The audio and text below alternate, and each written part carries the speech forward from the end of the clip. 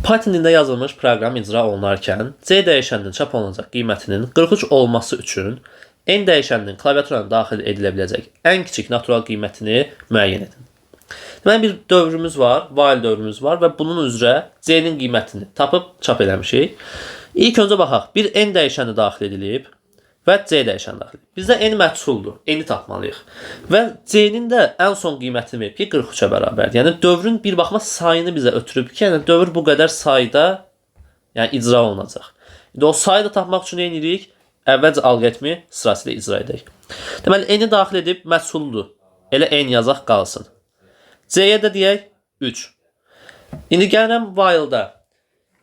3-ün 43-ə çevrilməsi üçün nə olmalıdır? Dövrümüz işləməlidir. Yəni ki, N 50-dən kiçik olmalıdır. N 50-dən kiçik oldu və dövrümüz işlədi. C-nin üzərinə gəlirəm, 10 gəlirəm. Yəni ki, C-ni 13 edirəm. N-i nə edirəm? Üzərinə 5 gəlirəm. Yəni N plus 5 edirəm. Daha sonra yenə dövrü işlətmişəm. C-nin üzərinə 10 gəlmişəm, 23 edib. N-in üzərinə 5 gəlmişəm. Nə edib? N plus 10 edib. Daha sonra yenə bir dəfə də dövrü işlətmişəm. C-ni nə edib? 33 olub. N nə olub? N üstə gəl 15 olub. Daha sonra C-nin üzərinə bir dəfə də 10 gəlirəm. Edir 43. N-imiz neçə edir? N də edir 20. 20. N plus 20. İndi 43 olduqdan sonra dövr dayanıb ki, deməli mən 43-ü çap eləmişəm. Dövrün dayandığı hədd nədir? Baxıram. N plus 20.